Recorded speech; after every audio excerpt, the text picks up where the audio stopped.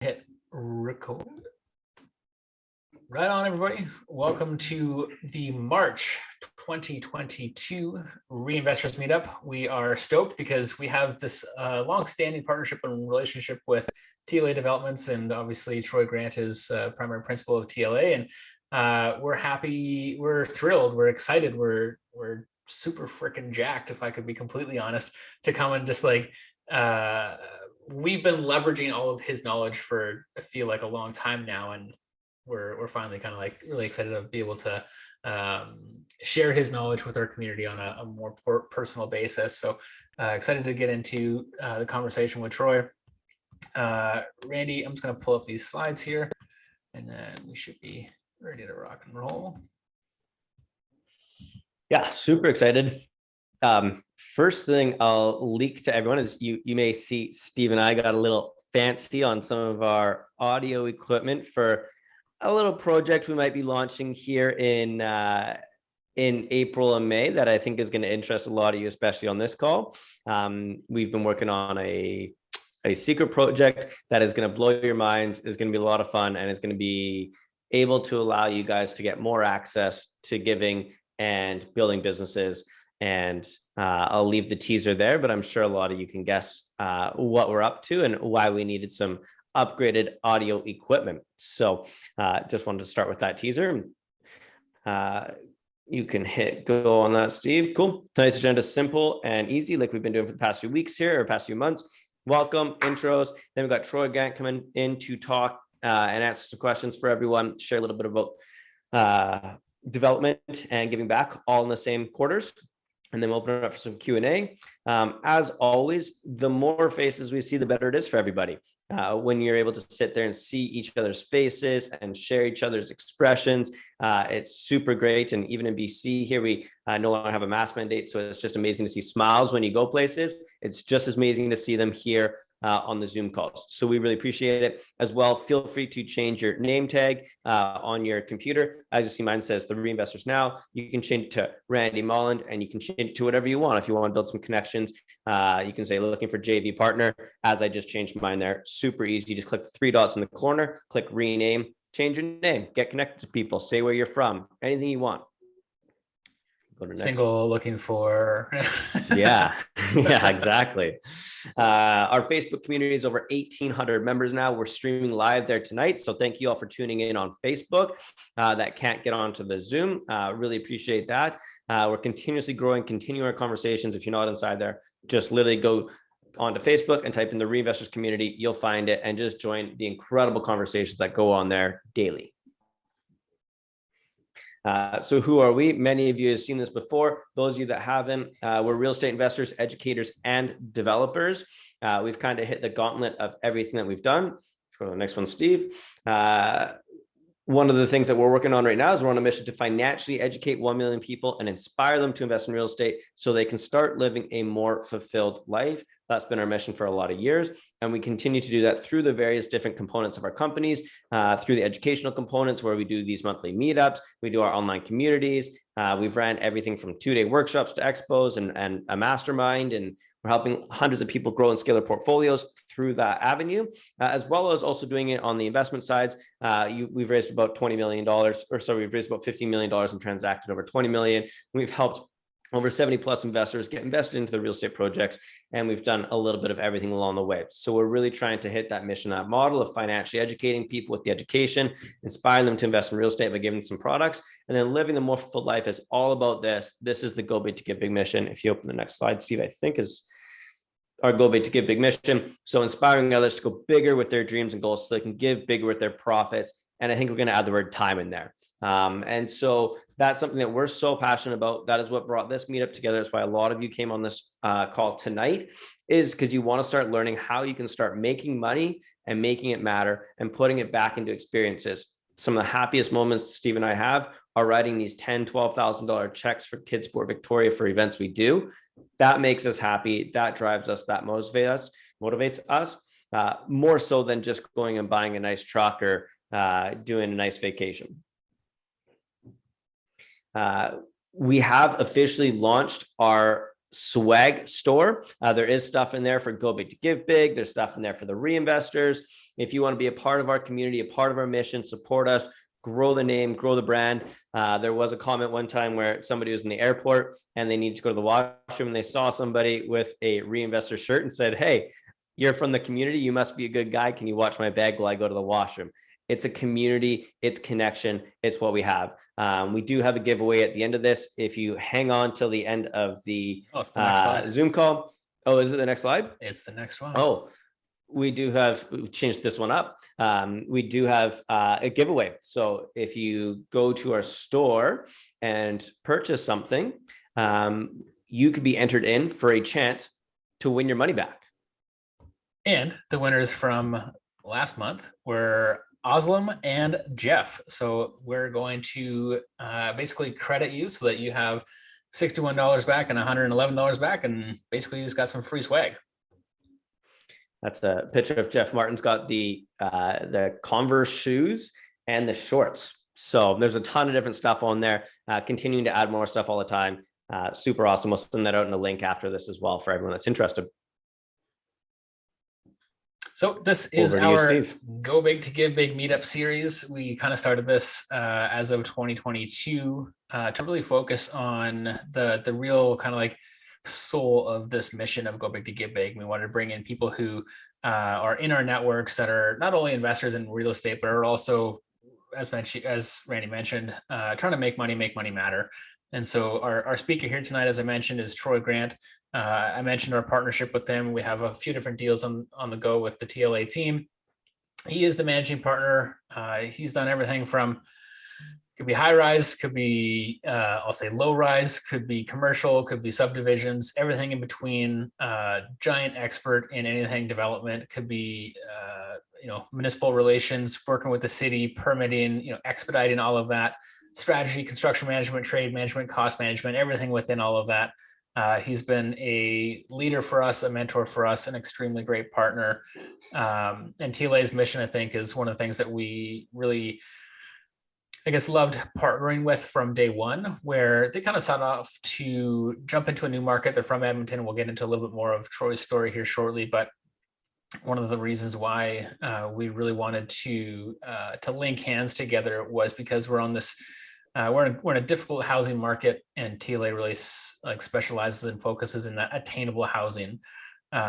So really kind of catering to anybody and everybody who can afford homes here in Victoria, which is the desperate middle gap of housing.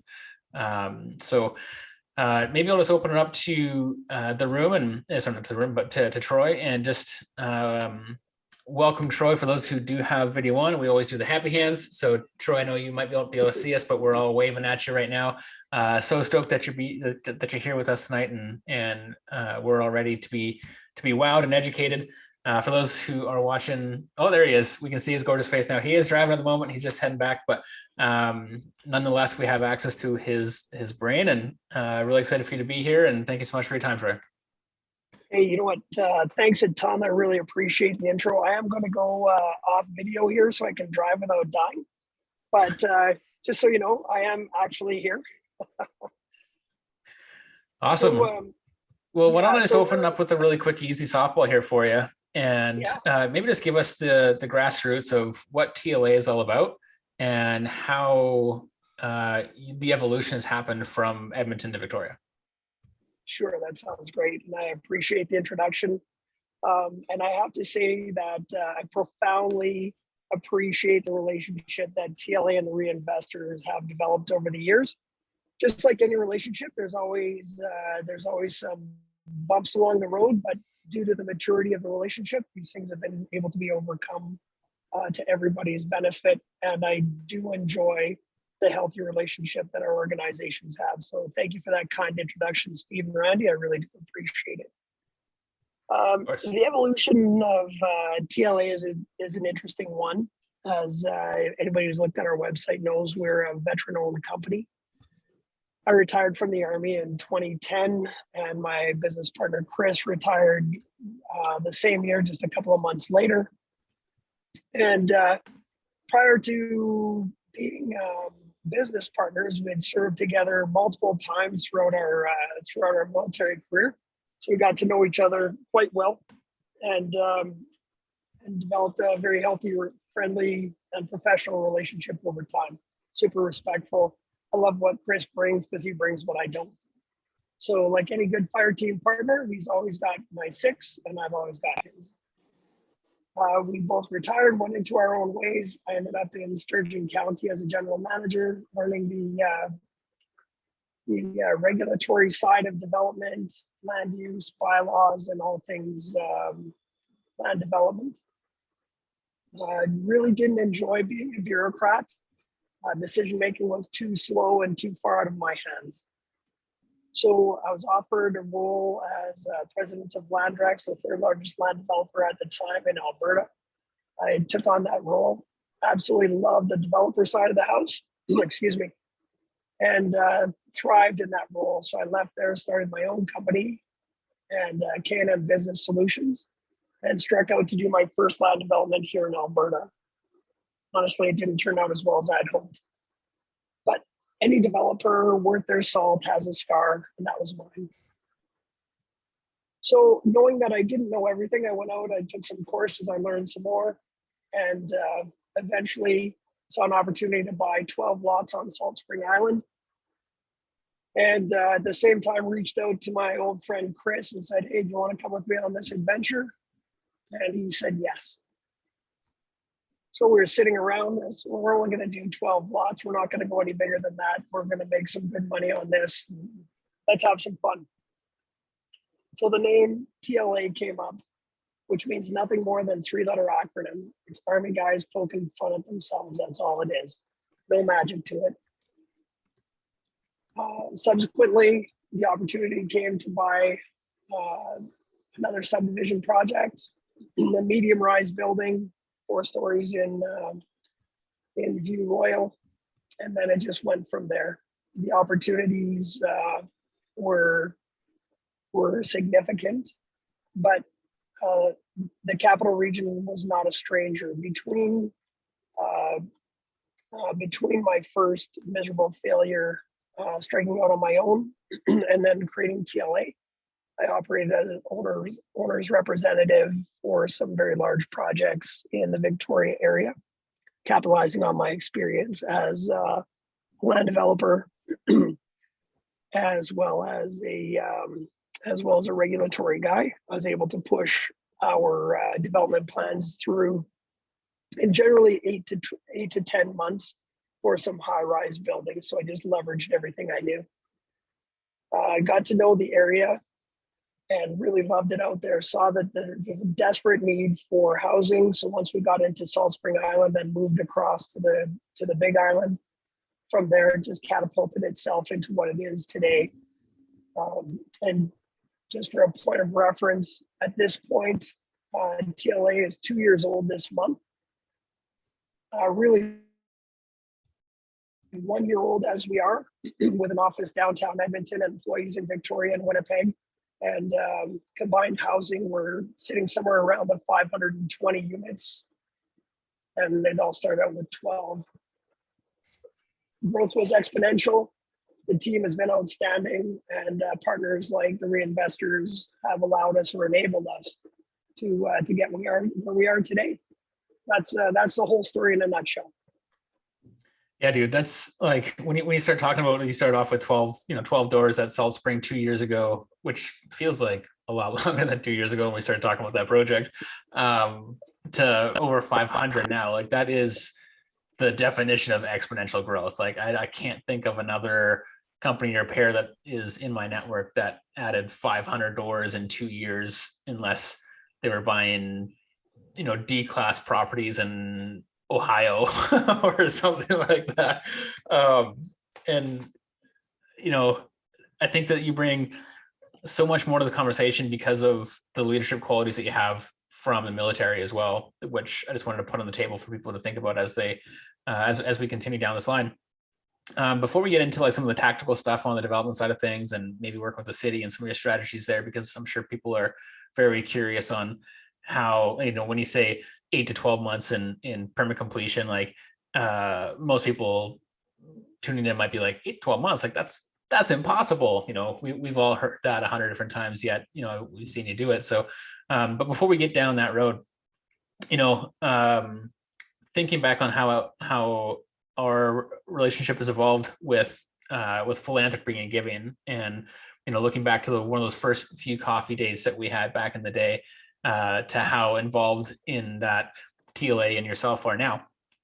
Can you speak a little bit about like how your mindset may have changed over the last couple of years on, you know, on that attribute of business? Do you pair it, you know, line item for line item? Is it project by project? How did you select like the charities that you wanted to work with? You know, we've partnered together to work with Kids Sport because they're great here in Victoria, but I know you sponsor some stuff out in Edmonton as well. So, you know, lots of questions there to unpack. Let's just start off simple. Like, how did that evolution happen for you from, you know, being that developer capitalist to being like, yeah, you know what, this giving back thing kind of feels good? Yeah, so that's a really fair question. I think there are some stereotypes about developers that may or may not be 100% accurate, but they're stereotypes, so they had to be born somewhere. One of them is that developers are by nature self-centered and greedy. Maybe not entirely greedy, probably entirely self-centered.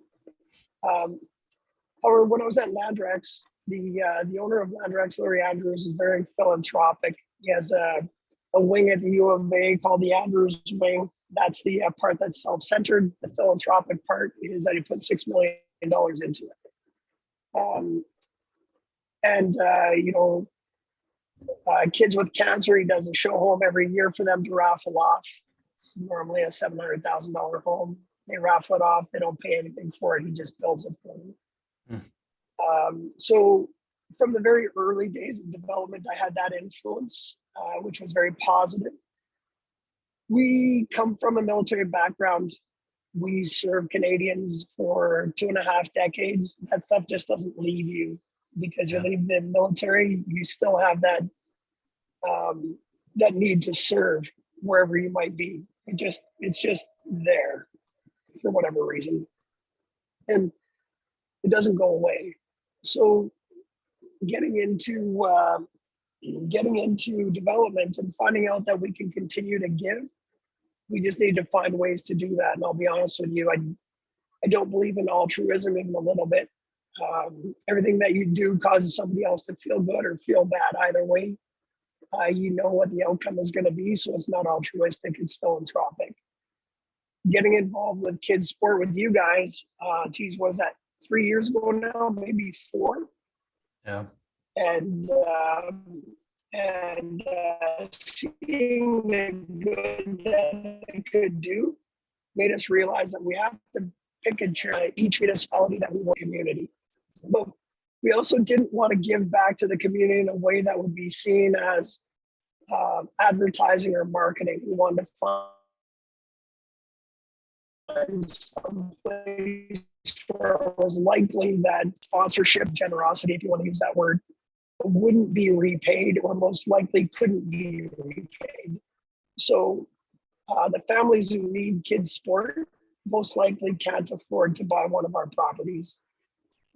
So it makes sense that we volunteer or we give to Kids Sport. Hopefully they get to a place where they'll be able to own their own property, but there is no expectation, if that makes any sense. It's not to be disingenuous. I really do hope people can all buy TLA houses. And then here in Alberta, we partner with Second Chance Animal Rescue Society. And honestly, who doesn't love kids and puppies? So it all works out. And maybe you can touch too on like how attainable housing plays into this element as well. Yeah, attainable housing. So when I first started about 5 or 6 years ago working in the Victoria Capital Region as an owners rep, I used terms like market affordable, and I was beaten up every time I walked in front of somebody and I used that term market affordable. I got beat up out there. I was like, what the hell? That's what we're trying to do. We're trying to get homes built for people who are not the multimillionaires who can afford to buy a house. And we're not dealing with the affordable homes that the government subsidizes. We don't want that. We want that middle part. And so I couldn't come up with the right term until not too long ago. The term attainable came in. And what attainable housing is, it's providing good housing for people who already make a decent wage. People from the community that we come from, like the military, where a corporal could buy a house, a captain could buy a house, or on the other side of it, dental assistants, medical aides, registered nurses, folks who are making the really, really big bucks that are still need a good, decent place to live that they can afford to live. And they don't want to be house rich and life poor. So our target was to hit that middle income group and provide them something that they could be proud to live in, but they could live outside of their home as well as inside of their home, if that makes sense. Yeah, I think it's one of those niche little areas. I think that from my network of developer friends and things, it's a harder product to create, because as investors, we want a high ROI, and typically a developer has to raise capital in an equity position, and those people who are putting up that risk want to be assured that that risk is going to be mitigated. And how one of those reasons, or one of those ways that we can mitigate that risk, is to have a high profit margin. So if there's a lower profit margin, there's still profit there.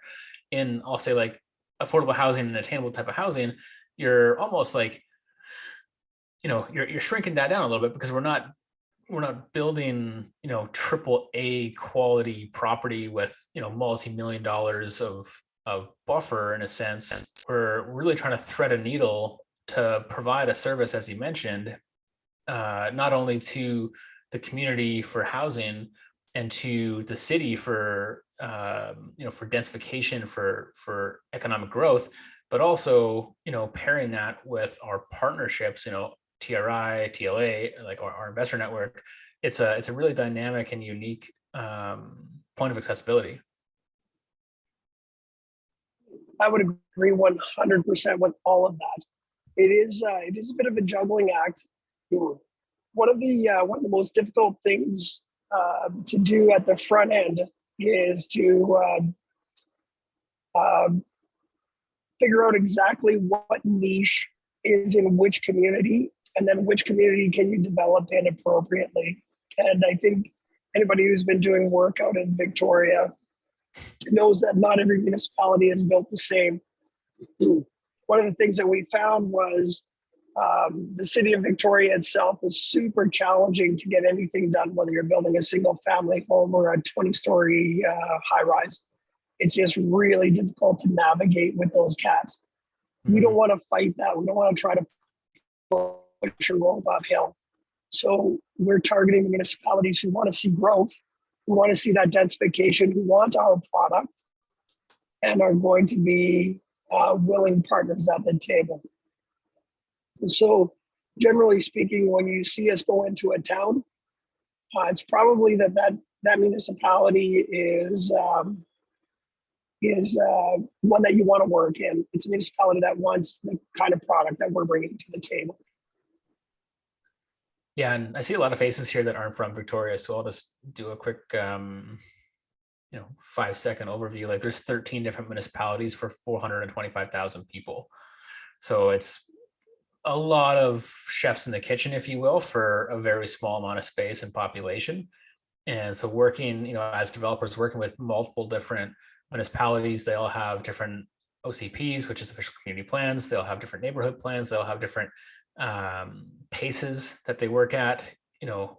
Troy's managing a dozen different relationships at a high level in municipal works, but then each one of those relationships have 3 people below them that are doing regular communication and work with Troy. So how do you juggle so many of those types of relationships in a municipal space where I guess productivity is so important for us as developers, because time is like one of our biggest enemies. So is there a couple of tricks or tips that you can give us from like developing those relationships, or ways that we can move our project along a little smoother or faster?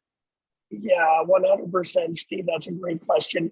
So one of the things that most um, most often people think that the municipality needs you, and the municipality always thinks that you need them. So you're at the front end. The relationship is typically confrontational by nature.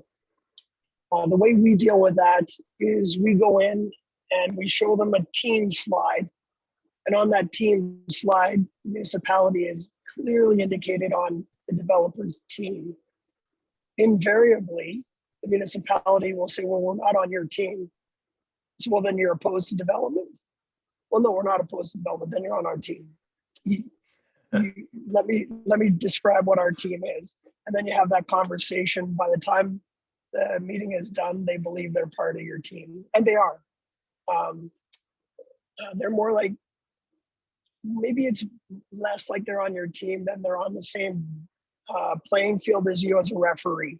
Either way, they're in the game, and you just have to make sure that they understand that they have influence on how the game, on the outcome of the game, whether it moves quickly to achieve their goals of densification, whether it's delayed because they don't really want densification, all of these types of things. So getting into that meeting with the planning professionals early is super important. So when you start to create the relationship, generally I start to create it at the staff level with the senior planner. Then the next phone call I make is generally an office call with the mayor, and I go and visit the mayor. We have the same conversation, let them know how great it was to link up with their staff, or otherwise, if it wasn't good, I let them know that too.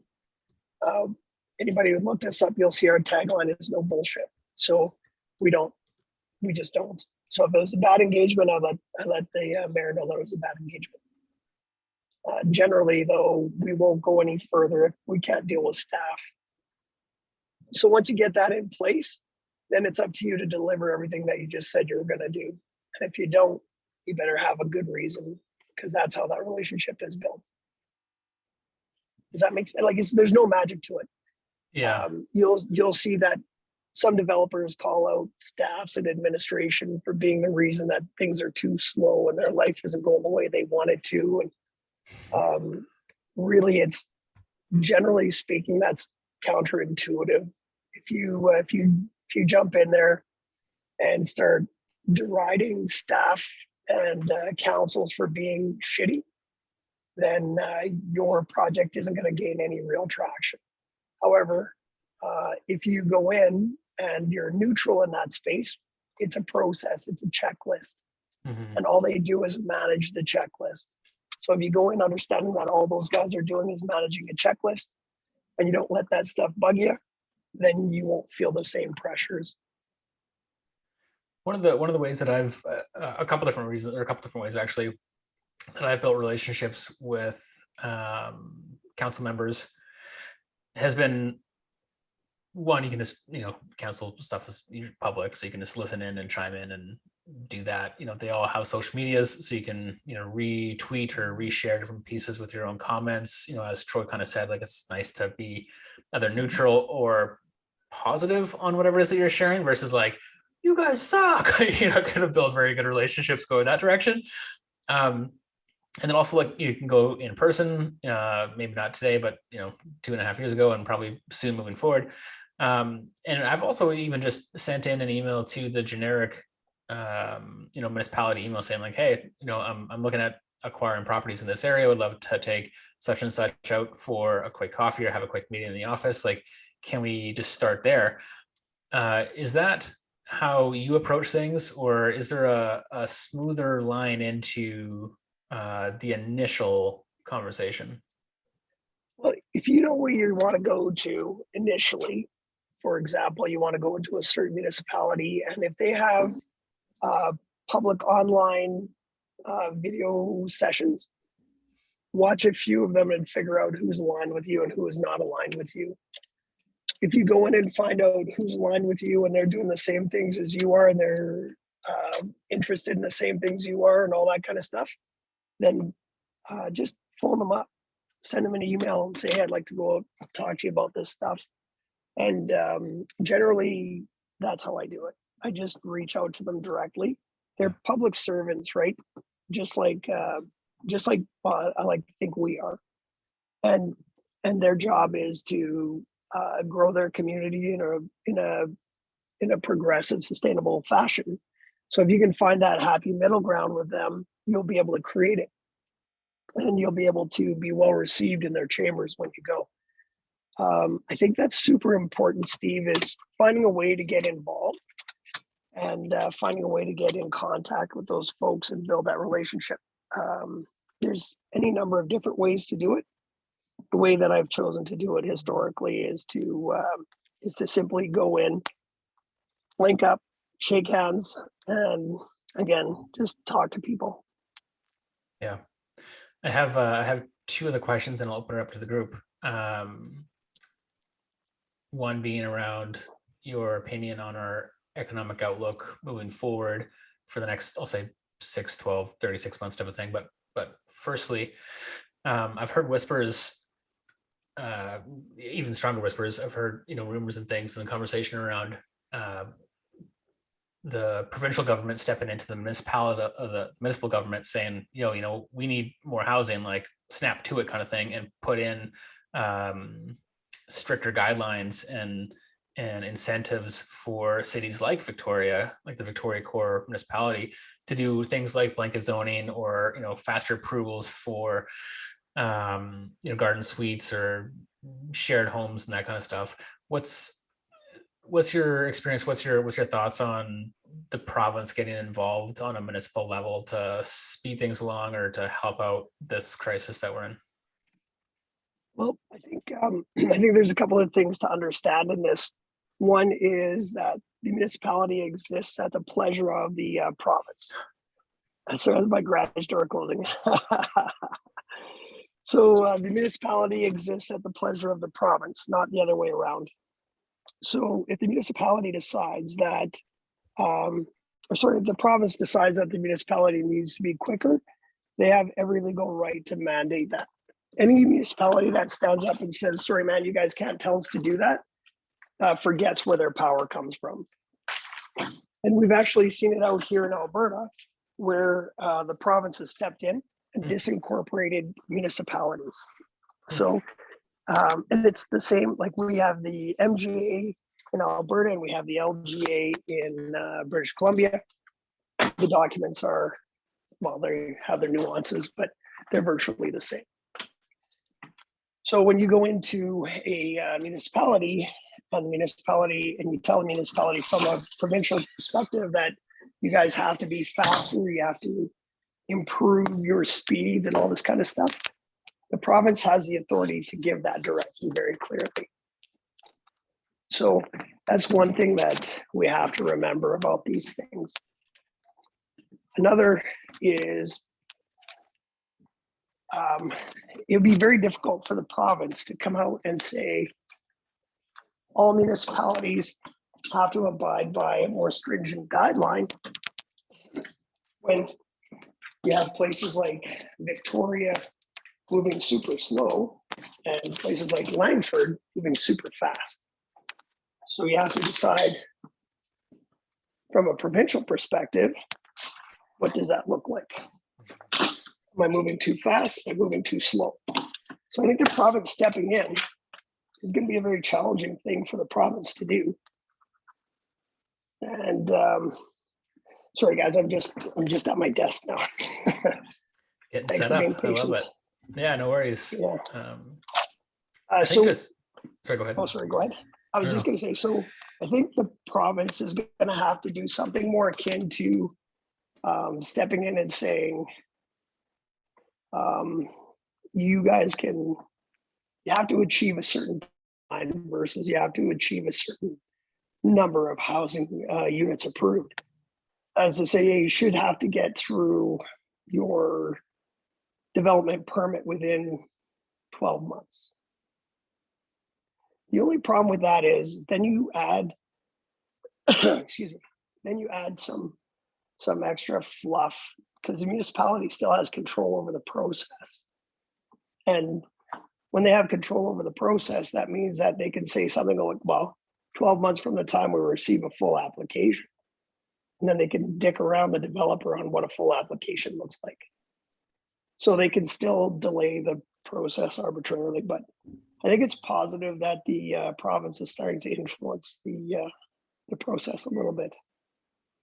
Yeah, I'd have to agree with you there. I think even just to the simple point of just a little bit more influence and pressure to speed up, specifically like in that Victoria core. You know, we have a project, you have a couple projects in Saanich, Esquimalt. I see one of the questions around, you know, pro municipalities here, but just real quick, and I feel like your perspective is a unique one because you have the military background, and you know, we're possibly seeing, you know, bye to one issue being the pandemic, but hello to a potential new issue with you know, what's happening out east and in Europe and with Russia.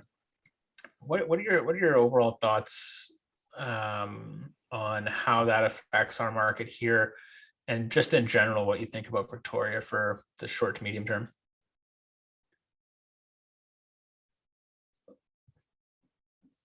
Oh, you're muted, my friend.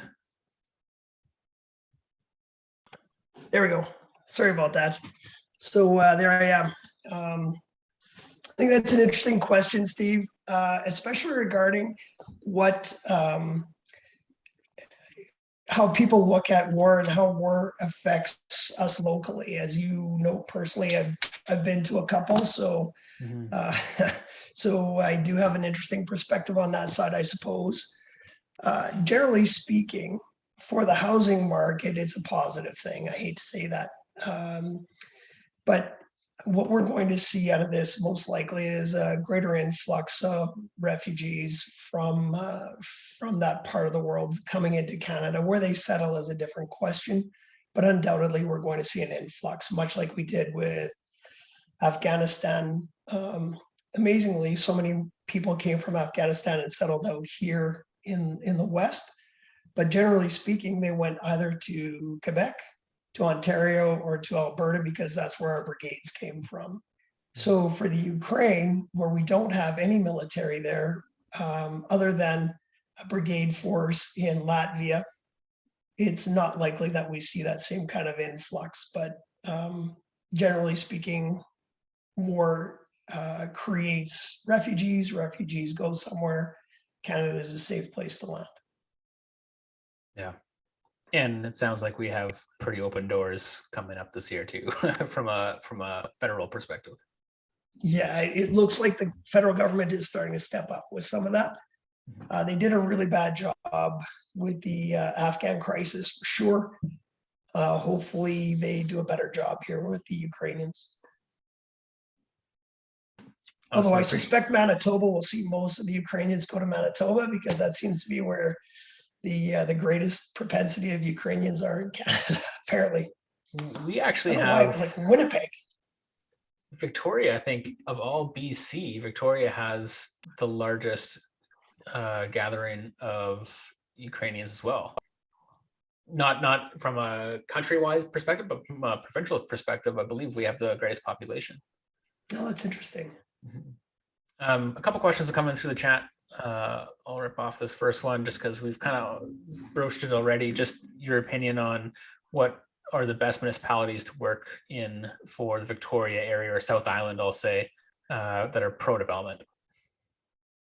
Yeah, that's a great question. So out of all the communities on the South Island, I would say that Sydney is good to work in. North Saanich is easy. Esquimalt, we really like it there. View Royal hasn't been too difficult for us. Langford and Colwood are obviously the hottest places in the area to go to. Souk hasn't been a challenge. We've done a little bit of exploring out in Souk. The hardest two municipalities to work in are Victoria and Saanich, without a doubt. Mochosen's not on that list. I thought maybe they would be number two. Who is that? Mochosen. Metchosen. We haven't done anything in Metchosen, so I don't know. Maybe they are. They might sneak in between Victoria and Saanich if you end up going that direction at all. Our problem in Saanich, unbelievably, is not the city council. They've been quite good to work with.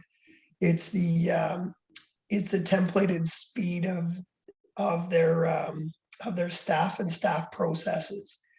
Generally, the staff has resigned themselves to a very rigid process. As Army guys, we're not used to rigid process. We're used to something more fluid. So it's been like banging our heads up against the wall on their process. I got a quick question for you, Troy, on just a sense of when you're going into the council meetings, you're using the word attainable housing. I think it's a brilliant word to use.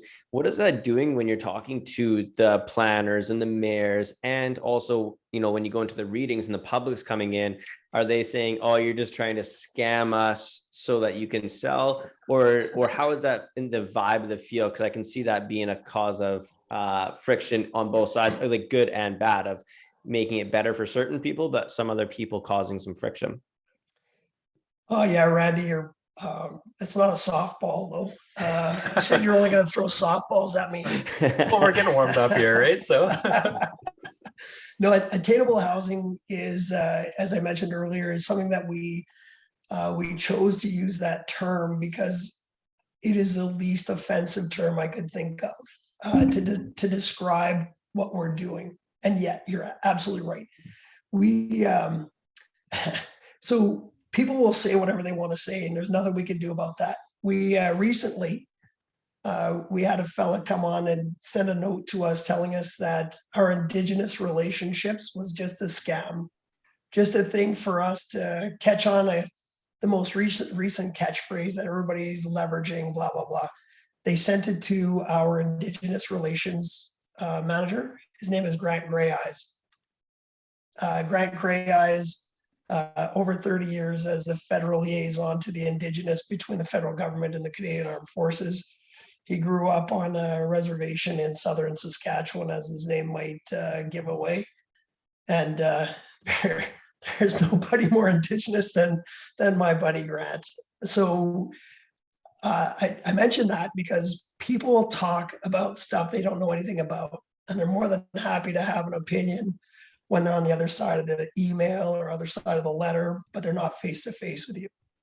When we come face-to-face in council or face-to-face with folks who are opposed, and they discuss things like attainability and affordability and market affordability, a term that I like, but hasn't caught on yet.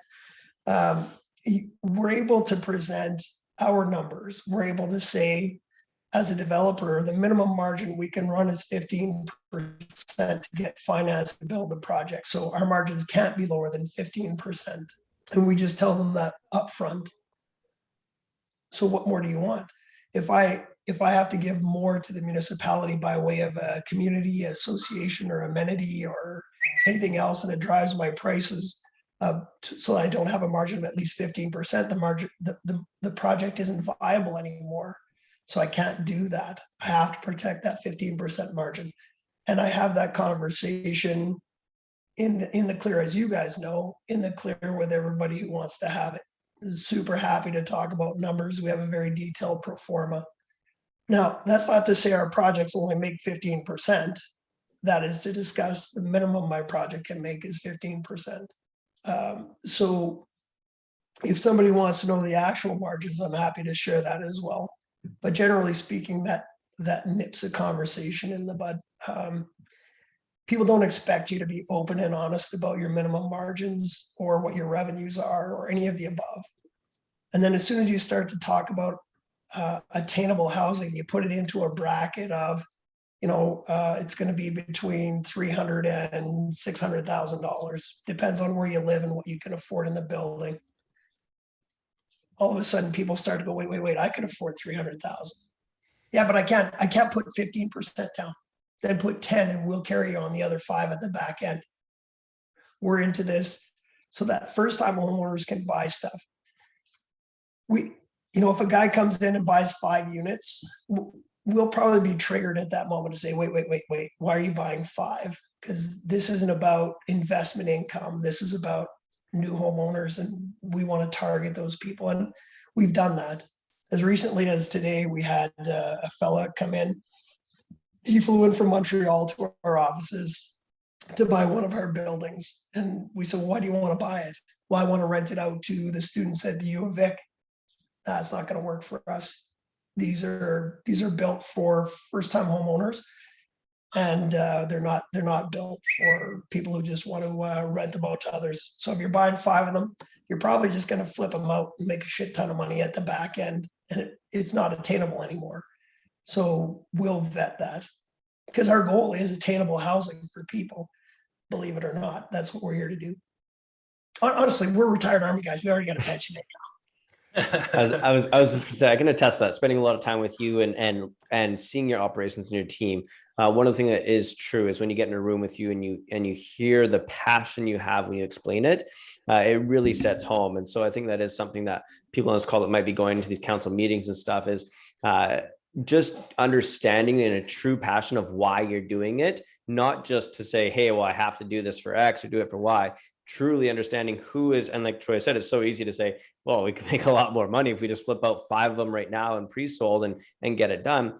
That's great, but that doesn't meet the mission and the motto of what TLA stands for. And that's something that I respect a lot about you guys from day one, is you've said you wanted to make units available and affordable and attainable. And I think that's absolutely fantastic. So I think that's amazing how you approach that.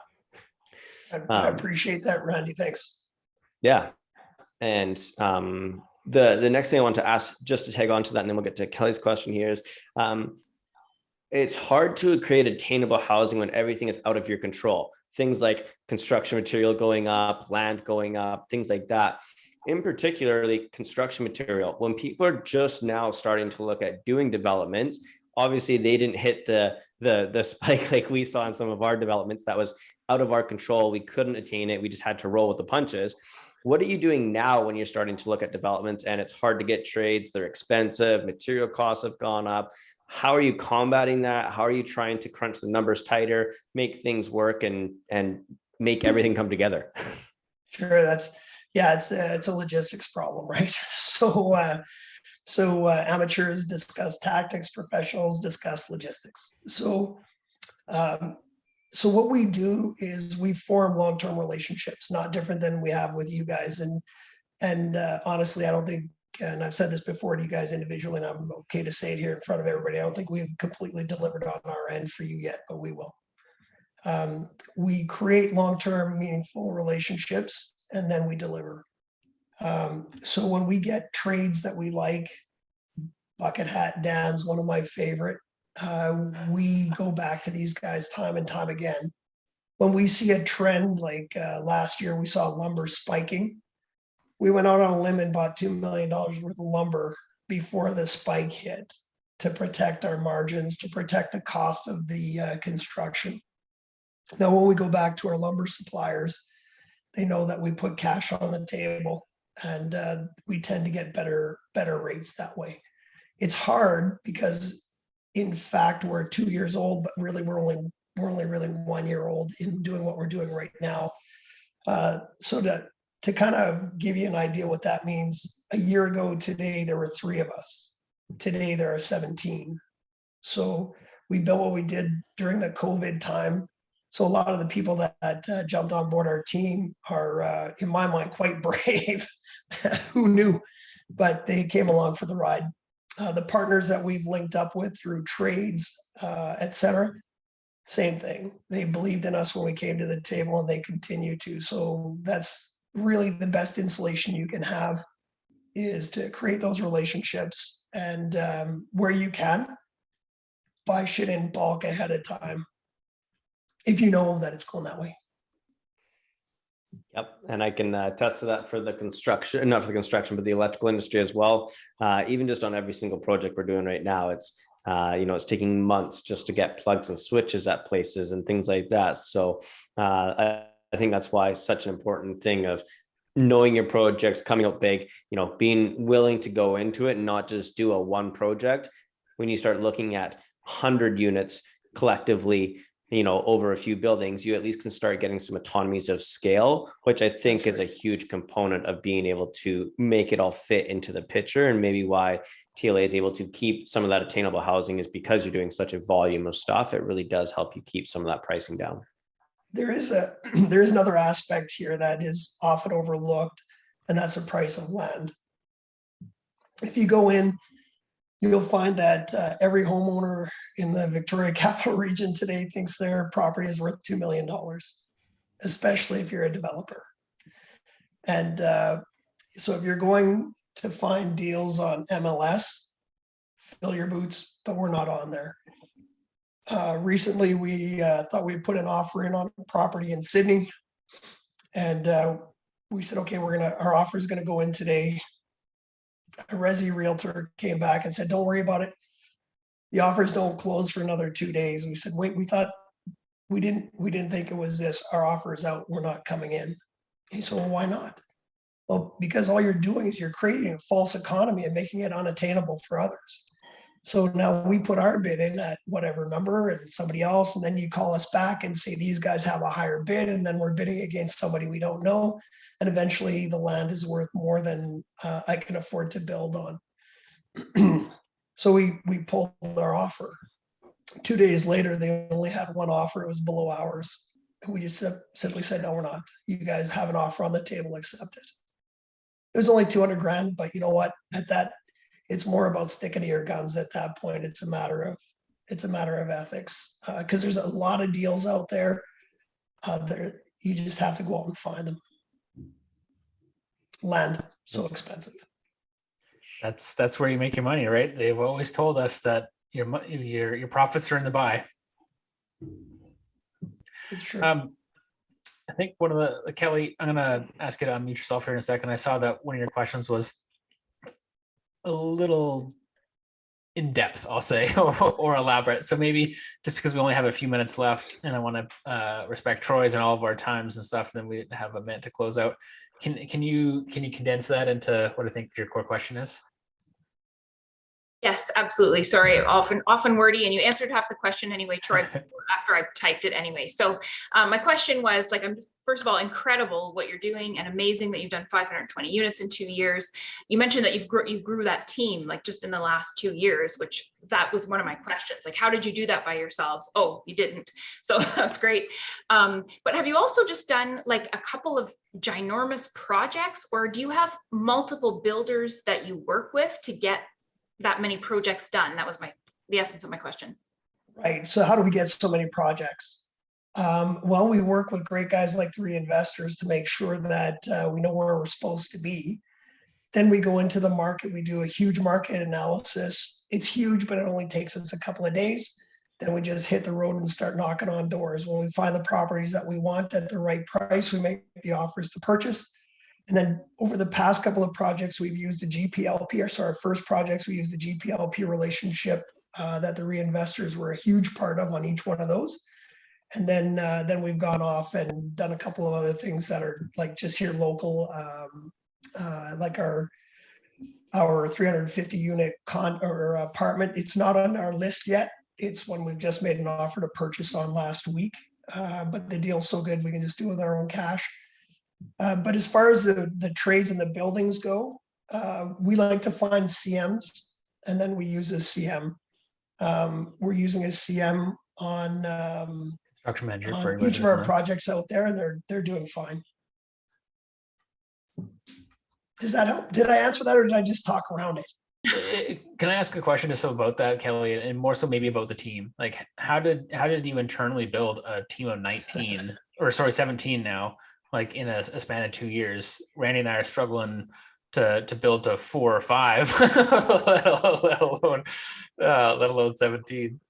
Well, we have an incredible network that we're attached to. It's called the Army. So what we did was Go on a list. Yeah, right. So what we did is we reached back into our own group, and our hiring policy is family, friends, ex-military, and then friends of family or ex-military that we know. That makes our shortlist so much more efficient. I don't have to interview a whole bunch of people to protect my culture. And the most important thing in our office is our culture. I can hire and make project managers, but I can't create their innate culture. They fit or they don't. We've had to let 2 people go over that same amount of time. They just were not a cultural fit. Not bad people, just not a good fit. So they had to go find something else to do, and we still deal with them. Still have a beer with them when I'm out in Victoria, no problems at all, or here in Edmonton. They just weren't a good fit for our office. I don't need somebody mansplaining to a director when she's his boss. Let's just say that. So can you sum picking the that right up for people and us? having the right culture. Can you sum that up for us, Troy? And just like, what were your first hires and how did you go? Did you hire in like an assistant and then you brought in a designer and then you brought in a PM? I know you guys kind of just like brought it all in, but even if you were to do it now for someone like Kelly, Sure. and so Kelly is just starting out, she's got a few development projects under the go. She's Awesome. herself and an assistant, and she's ready to roll. She's like ready to hit the ground and pop. What would be the next 2 or 3 hires you would look at to do if you wanted to build and scale? Yeah, I wouldn't do it the way we did it, Kelly. We had an assistant. So I found the project, I bought the property, you guys were involved, pulled in Chris, gave him part of the company. And then my daughter was our first assistant. However, her boyfriend was a landscape architect. Once I found that out, I fired her and hired him and then made him a project manager. So I'm not sure that's the right way to go. Thankfully, my daughter forgives me for that. And then I went to a previous company that I owned part of, and I took away an architect from there. She's from India. She's only been in Canada for 4 years. She designed 60-story buildings in full communities in India. They were just using her as a project coordinator. Brought her over to the company, and she's our director of projects, and she has 4 very A-type males working under her, and she loves every day coming to work because she knows they'll take a bullet for her. Then we just, after project managers, we realized that we had so many projects going on, we had to have somebody that was focused strictly on community associations and development. We hired Josh Billick. He comes, well, you guys know his story, but he comes from the Smithsonian. He was a director for Central America for the Smithsonian. Super smoozer, really well connected. You can't not like the guy. So perfect fit. And that's how we built from there. We snagged a young lady to be our marketing manager. She was being abused at a different company. It was perfect for us. And we brought Kim over. She's our director of marketing and sales. She's killing it. So every time you see TLA stuff, that's all Kim. The messages, all of our advertising, everything out there is Kim. So that's kind of how we built ourselves, focused on the project manager first, somebody who could get out and run a couple of different things. Awesome. I was just about to ask this, and I think this will be the lead up to our wrap up. I love asking people this question because it can go either way.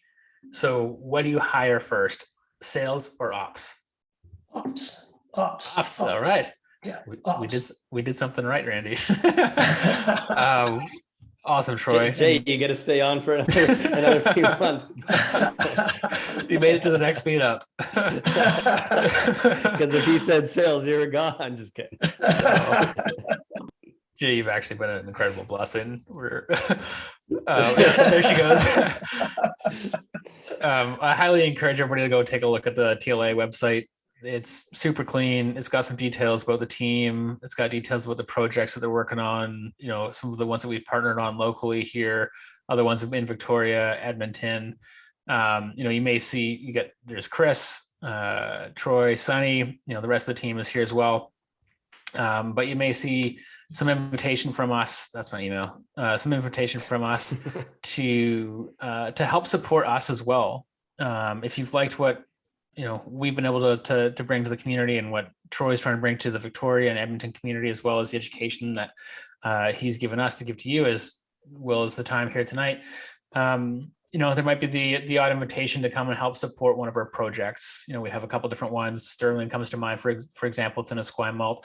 Public hearing might be, I don't know, was it April maybe? And And Yeah, we're crushing it there. Just got word back from Mark, the 21st, it's going up. So March. yeah, it's yeah, and so we'll Oh, be sweet. in April public hearing. Yeah. Okay, yeah. You're So welcome, like Kelly. the importance to that is you get a lot of NIMBYs at the council meetings because they got nothing else to do other than complain. No offense to some NIMBYs, because I can be a NIMBY in some areas as well. But the benefit to having a community like this behind us is like every email that supports, or every voice in person or on Zoom, or every hand up in the background, I think really counts for 5 or 10 complaints. So if you see something from Troy or from TLA or from us as the reinvestors, an invitation to support, Troy and ourselves would greatly appreciate it. And I know that the future homeowners of these projects would definitely appreciate it as well.